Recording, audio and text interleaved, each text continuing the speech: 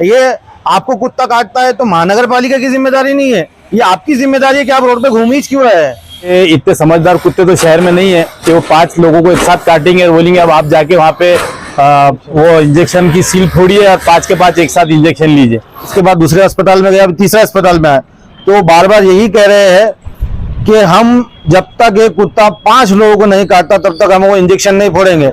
हमने कहा कि आप ये हमको लिख कर दो, तो मैडम ये कह रही है सबसे पहला ऑप्शन है कि ARV आप घाटी में जाके ले लीजिए, और आप उनको बिल्कुल बोल सकते कि मैं कॉर्पोरेशन में गया था लेकिन वहां पे खत्म हो चुके हैं, इसके लिए मुझे वापस से आपके पास भेजा है। इसमें एक्सप्लेनेशन लिख दीजिए कि ये वैक्सीन में घाटी में गया था तो मुझे मिला नहीं, वो लोग 6000 में खरीदने के लिए बोल रहे हैं, मेरे पास उतने पैसे नहीं है।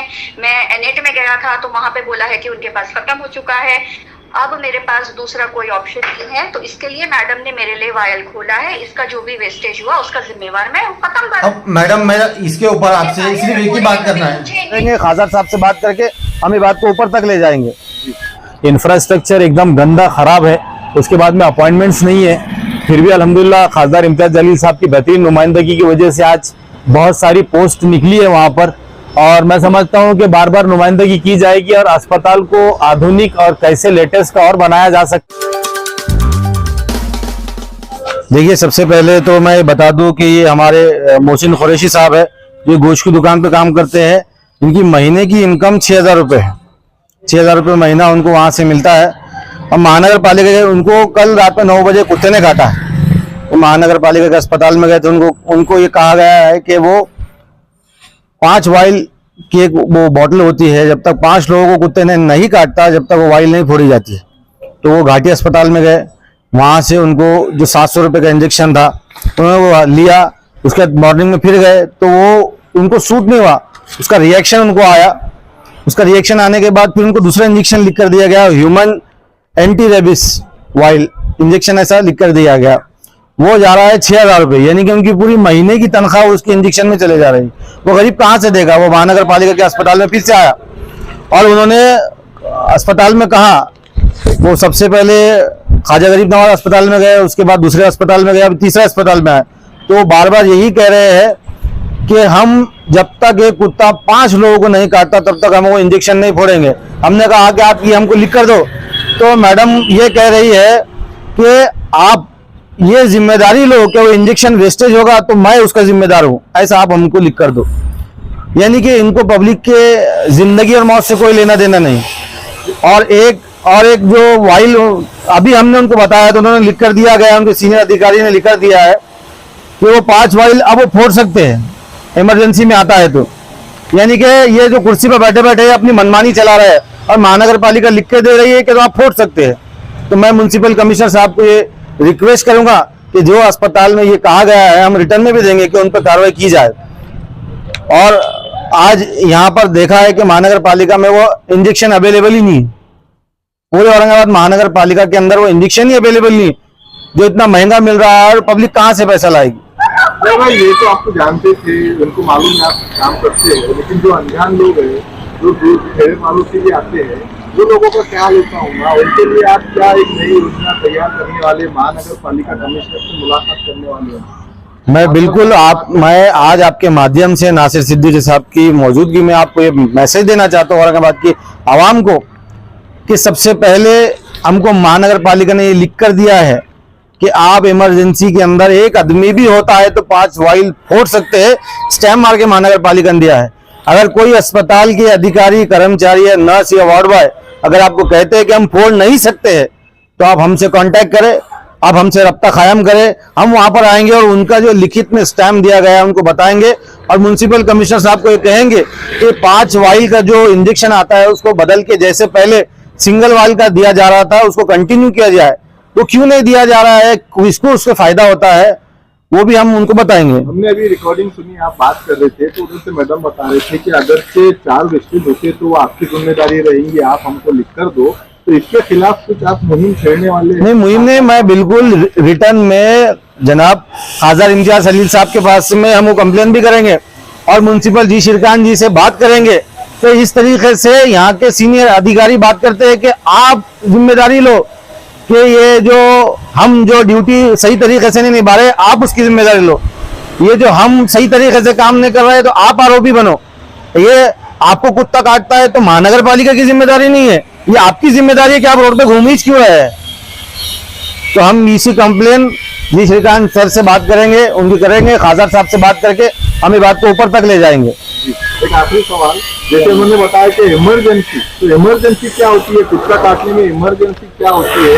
जैसे अगर से थोड़ा भी लेट होता है तो रेबीज का शिकार बनने में वक्त नहीं लगता है इंसान को, तो इनसे आपने पूछा कि इमरजेंसी का मतलब क्या होता है कुत्ता काटने? हमने इसको पूछा है, उन्होंने कहा है कि अगर एक बंदा भी आता है सिंगल तो आप इंजेक्शन हम दे सकते हैं, महानगर पालिका ये लिखित में दिया है कि हम दे सकते हैं, ये उनका इमरजेंसी है। छोटे बच्चों का आप अगर घाटी में जाके देखेंगे तो बहुत बुरे हालत में लोग वहाँ पर खड़े होते हैं इंजेक्शन का इंतजार करते हैं, और इंजेक्शन इतना महंगा आता है कि खरीद नहीं पाते। तो रास्ते में इसके लिए कुछ कड़ा कदम एमआईएम उठाने वाली है? देखिए, सबसे पहले तो मैं हमारे मजलिस इत्तेहादुल मुस्लिमीन के हमारे युवा के सदर असरार भाई को मुबारकबाद पेश करूंगा कि उन्होंने जो है तो मोहसिन कुरैशी साहब, इनकी परेशानी जब बढ़ गई थी कि उनको 6,000 रुपये के बाहर से इंजेक्शन लिख के दिए थे, तो उन्होंने कारपोरेशन से नुमाइंदगी की, मुझे भी फ़ोन किया कि यहाँ ऐसा सब प्रॉब्लम है। तो मैं भी यहाँ पहुँचा और देखा तो असरार भाई ने उनकी एक मांग को तो पूरी करवाया कि इतने समझदार कुत्ते तो शहर में नहीं है कि वो 5 लोगों को एक साथ काटेंगे और बोलेंगे अब आप जाके वहाँ पे वो इंजेक्शन की सील फोड़िए और 5 के 5 एक साथ इंजेक्शन लीजिए। तो असरार भाई ने आज उस डिमांड को पूरी किया कि अगर इमरजेंसी का मतलब यही है कि अगर एक कुत्ता एक आदमी को काटता है, ये बोलते हैं कि 5 जब तक नहीं आते जब तक हम वो फोड़ेंगे नहीं।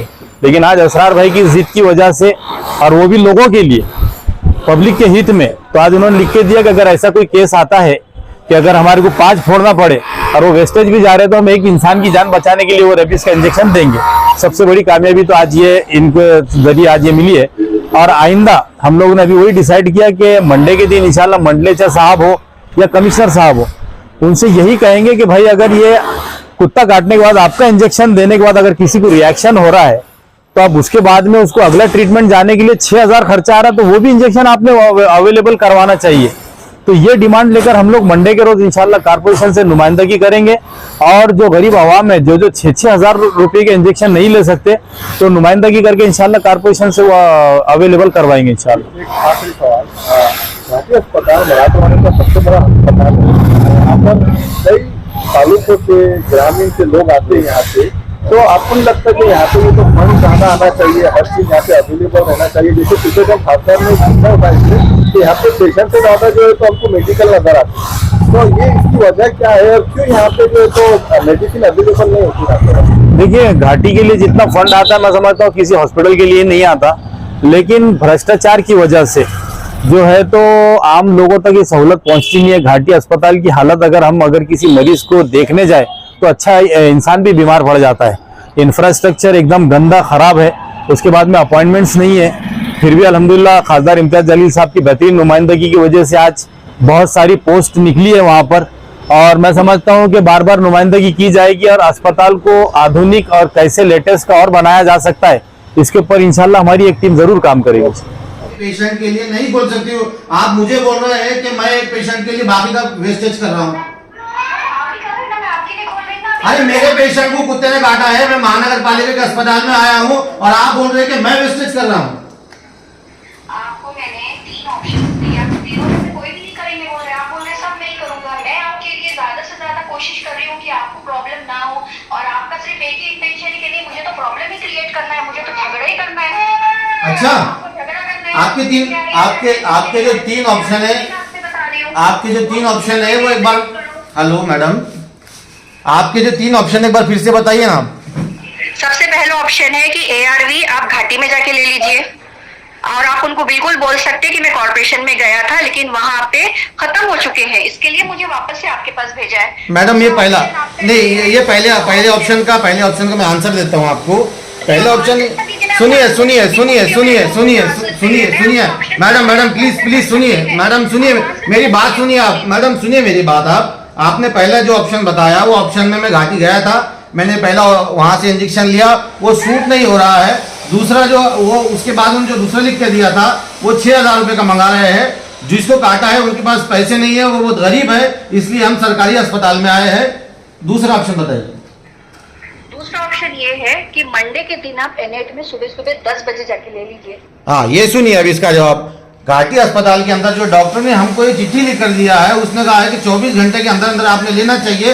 वो जो सुबह में जो गए थे 9 बजे, सुबह 9 बजे से लेके अब तक इतने घंटे हो गए, हमारे पास अभी इसका पैसे कलेक्ट भी नहीं हुए हैं और हम आपके पास आए हैं कि 24 घंटे के अंदर देना है, ऐसे हमको डॉक्टर ने बताया है। तीसरा ऑप्शन बताऊं मैं आपको? जी बताइए ना मैडम। मैं इमरजेंसी में आपके लिए वायल खोल देती हूँ, लेकिन आपको मुझे रिटर्न में लिख के देना पड़ेगा। क्या लिख के देना है मैडम? हाँ, यही कि मेरे लिए वैक्सीन ओपन किया है, 4 डोज का वेस्टेज मेरी वजह से हुआ है, इसके लिए जो भी जिम्मेवारी रहेंगी मेरे पे रहेंगी। ये एक फॉर्मेलिटी है, कुछ कार्रवाई आपके पास कॉर्पोरेशन की गाड़ी आने वाली है, कुछ आपके ऊपर एक्शन होने वाला है, ऐसा नहीं है। मुझे भी ऊपर जवाब देना पड़ता है, तो मैं बता सकती हूँ कि ये पेशेंट का ऐसा ऐसा हो गया था। आप लगा तो उसमें एक्सप्लेनेशन लिख दीजिए कि ये वैक्सीन में घाटी में गया था तो मुझे मिला नहीं, वो लोग 6000 में खरीदने के लिए बोल रहे हैं, मेरे पास उतने पैसे नहीं है। मैं एनएट में गया था तो वहां पे बोला है कि उनके पास खत्म हो चुका है। अब मेरे पास दूसरा कोई ऑप्शन नहीं है, तो इसके लिए मैडम ने मेरे लिए वायल खोला है। इसका जो भी वेस्टेज हुआ उसका जिम्मेवार मैं, खत्म बात। अब मैडम मैं इसके ऊपर आपसे सिर्फ एक ही बात करना है। पूछेंगे कि मैडम आपने क्यों वेस्टेज करे थे, मैं उनको ऐसे बताऊंगी, लेकिन वो मेरा भरोसा कब करेंगे? जब मेरे पास आपका भी रहेगा। जब आप और मैं सेम बात बोलेंगे तो वो बोलेंगे अच्छा ठीक है। चलिए मैं आपसे एक सवाल करता हूं मैडम, क्योंकि आप मेडिकल ऑफिसर है, आप मुझे कह रहे हैं कि मैं ऐसा लिख के दूं कि 4 मेरे वजह से वेस्टेज हो रहे हैं, तो मैडम मुझे ऐसा लिख कर दीजिए कि एक सिंगल बंदे के लिए आप ये वाइल नहीं फोड़ सकते हैं। तो आप मुझे ये लिख के दीजिए कि मुझे सिंगल बंदे के लिए मैं वाइल नहीं फोड़ सकती हूँ, मुझे ऊपर से ऐसा ऑर्डर है, तो अब मैं लिख के दे दीजिए, मैं यहाँ से चले जाता हूँ, मैं प्राइवेट खरीद के ले लूँ। मैं वही आपको बोल रही हूँ, मैं आपको वही बोल रही हूँ। या फिर नहीं आप बार बार लिख के दो बोल रहे हैं ना, इससे तुम्हारा प्रॉब्लम सॉल्व हो रहा क्या? नहीं तो मेरा प्रॉब्लम सुनिए मैडम, सॉल्व हो रहा, मेरे लिख के देने से तुम्हारा प्रॉब्लम सॉल्व हो रहा क्या? तुम्हारे तो 6000 जा रहे हैं ना, तो तुमको 6000 देना चाह रहे। तो आप मुझे आरोपी बनाना चाह रहे हैं क्या मैडम कि मेरे वजह से वेस्टेज हो रहा करके? आपको जनता की कोई परवाह है कि नहीं? आपको पब्लिक की कोई परवाह है या नहीं है? जब डॉक्टर बोल रहा है कि 24 घंटे के अंदर लेना है और आप मुझे बोल रहे हैं कि आपके वजह से वेस्टेज हो रहा करके। आपको मालूम है एक बच्चा ऐसे ही मर गया यहाँ पर दिल्ली में। आप यहाँ पर क्या चाहते हैं मैडम कि हमने हमारे हाथ से आपको लिख के देना? आप लिख के दीजिए ना कि आपके क्या रूल्स है करके। मैं वही आपको बता रही हूँ ना, मेरे लिख के देने से आपका मसला हल हो रहा क्या? हो जाएगा मैडम, हो जाएगा। हम कमिश्नर साहब को बोलेंगे ना, ये आप जो पॉलिसी बनाई है गलत बनाई हुई करके। आपके लिख के देने से, हाँ तो ये जो आप बता रहे हैं ना कि मैडम आप लिख के दो, फिर मैं उसको हायर अथॉरिटी में लेके जाऊंगा, फिर मैं उसका तमाशा बनूंगा। नहीं, तमाशा बनाना ये आप बोल रहे हैं मैडम। नहीं सुनिए आप। हाँ बोलिए ना, बोलिए। मैं अरे तुम्हारा जो पेशेंट है जिसको वैक्सीन लेना है उसको वैक्सीन मिल रहा क्या? वो फिकर दिखा रहे तुम तो। एटलीस्ट तुम लिख के देंगे, मैं फटक से वायर फोड़ के उसको टोच तो दूंगी इंजेक्शन। नहीं मैडम, क्या बोली, 10 दिन के बाद, 4 दिन के बाद, 6 साल के बाद भी अगर किसी ने मुझको पूछा कि तुमने 4 वैक्सीन का वेस्टेज करे थे, तो मैं बता सकती है इमरजेंसी सिचुएशन थी बोल के। मैडम तो यही बात मुझे लिख के दे दीजिए आप। ये मैं उनको ओरली खुद भी बोलूंगी और ये उनको तुम भी बोलेंगे। 6 साल के बाद तुमको कहाँ से ढूंढ के लाऊंगी मैं? इसके लिए बोल रहे तुमको कि तुम्हारा जो रिटर्न में प्रूफ रहता है वो बता देते कि बाबा ऐसा ऐसा हुआ था। वो घाटी में गए थे, उनको 6000 में बोल रहे थे। वो एनएट में गए थे, वहां पे सेंटर बंद हो गया था। कुछ तुमको झूठ लिखने को नहीं बोल रही, जो तुम्हारे साथ हो वही लिखने को बोल रही हूँ मैं, कुछ नया लिखने को बोल रही हूँ मैं। और इमीडिएट तुम्हारे पेशेंट को वैक्सीन भी दे देंगे हम, किस्सा खत्म हो गया। तो आप लिख के नहीं देंगे कि आपको सिंगल के बंदे के लिए नहीं फोड़ सकते करके? अरे तो उससे मसला हल हो रहा क्या? तुम आगे का सोचो ना, लिख के दे दी मैंने, आगे क्या? बस दे दो मुझे, दे दो मुझे, बस दे दो मुझे। अरे मैडम, एक कुत्ते ने जब तक 5 लोगों को नहीं काटा, जब तक आप इंजेक्शन नहीं फोड़ेंगे क्या? मैं तुमको क्या पूछ रही हूँ? मैं इसी का तो जवाब दे रहा हूँ आपको। मैं तुमको लिख के देती, तुम्हारा मसला हल हो रहा उससे? हो जाएगा, हो जाएगा, हो जाएगा, क्या हल हो रहा, क्या हल हो जाएगा। आप लिख के दे दीजिए मुझे, मैं चले जाता हूँ यहाँ क्या से। हल हो रहा वही तो बताओ ना मुझे, लिख के दे दीजिए। मैं तो अनपढ़ जाहिल नहीं हूँ, तुम मुझे बताओ आगे क्या होने वाला है इसका। वो तो आपको काय को बताएंगे, हम जिसको बताना है उनको बोलेंगे ना मैडम कि कमिश्नर साहब को ये बोलेंगे कि आपने इस तरीके का जो रूल बनाया है, जब तक एक कुत्ता 5 लोगों को नहीं काटता है जब तक हम इंजेक्शन नहीं फोड़ सकते। ये आपके medical officer madam Sumaiya madam ने ऐसा कहा है। हाँ ठीक है, इससे तुम्हारे पेशेंट को वैक्सीन मिला क्या? नहीं वो छोड़ दो ना, वो आपको क्या लेना देना उससे? तुम्हारे पेशेंट कैसा नहीं लेना देना है? अच्छा, अभी जिम्मेदारी आपकी। तुम्हारे वास्ते मैं वायल फोड़ने को तैयार हूँ। आपको फोड़ना पड़ेगा, मेरे लिए नहीं, पब्लिक के लिए। औरंगाबाद महानगर पालिका के हद्दी के अंदर आने वाले जंगली कुत्तों ने अगर पब्लिक को काटा है तो आपको देना पड़ेगा ना, ये आपकी ड्यूटी है ना मैडम।